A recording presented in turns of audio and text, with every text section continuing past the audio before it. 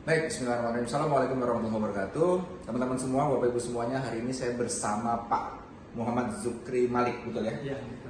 Di Makassar ya. Tadi saya tertarik sekali, kenapa? Karena beliau melakukan penelitian dari air kangen water terhadap pasien-pasien yang sedang di kemoterapi di Rumah Sakit Hasanuddin di Makassar. Ya, baik. Saya mau tanya nih, Pak Muhammad Zukri. Saya mau tanya pertama, latar belakang Pak Muhammad Zukri ini apa sih? Ya, jadi perkenalkan, nama saya Muhammad Zukri Malik.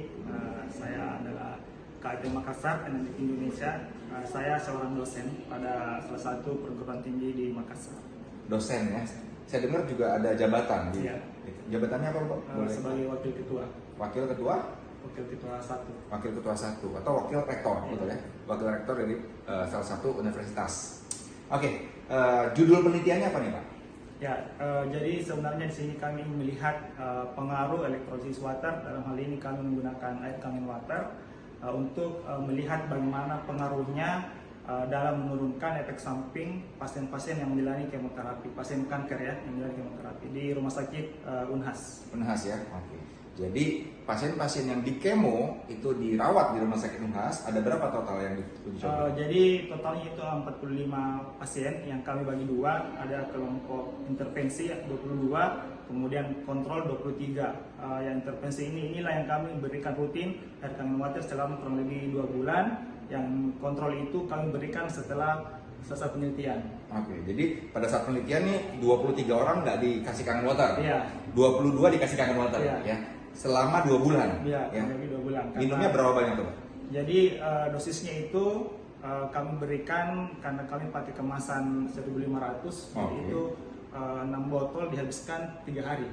6 botol 3 hari, jadi satu harinya Kurang lebih 2 botol, iya, 3 liter ya? 3 liter. Berarti satu hari minum 3 liter untuk pasien-pasien yang kemoterapi. Nah, boleh tahu pasiennya kanker apa aja nih? Iya, jadi ini bervariasi mulai dari kanker payudara, ini paling banyak ada 17. Oke. Kemudian pasien kanker cervix itu ada 11. Kemudian ada leukemia, kemudian kanker nasofaring, ovarium, lidah.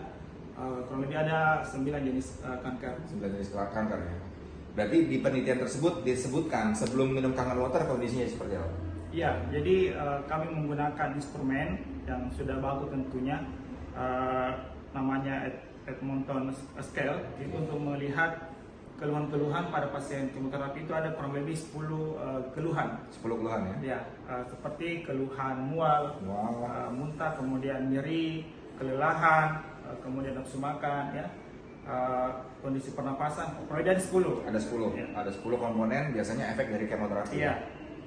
Jadi itu kita ukur, jadi setelah dia kemoterapi kita ukur untuk pretesnya. Oke. Setelah kita ukur, maka kita berikanlah terapi atau intervensi pemberian kangen water kurang lebih tadi 2 bulan. Setelah kemo berikutnya kita ukur lagi.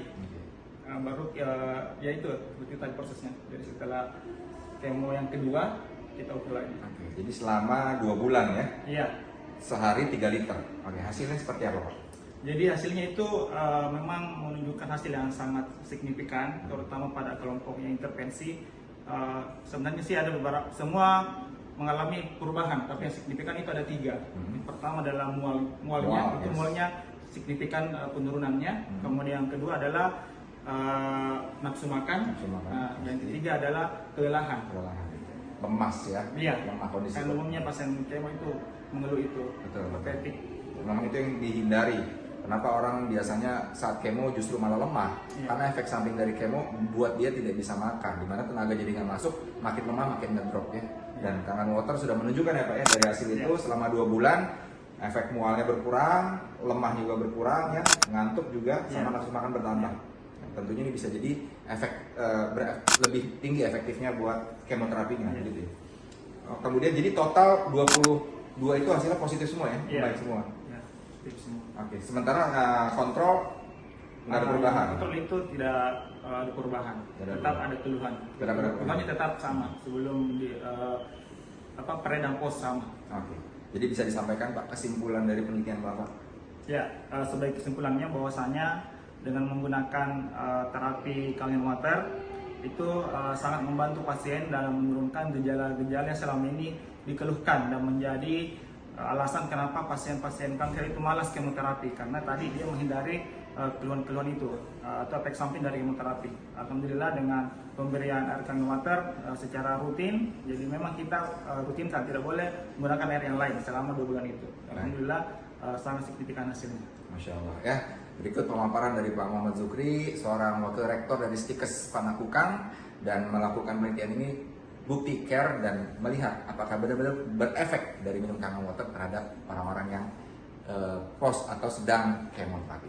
Pak Muhammad Zukri, terima kasih banyak ya. Semoga bermanfaat semua ilmunya, informasinya. Buat teman-teman yang sedang kemoterapi aja, dan yang Anda takutkan, insya Allah bisa diminimalisir dengan kangen water. Barakallah. Terima kasih. Assalamualaikum warahmatullahi wabarakatuh.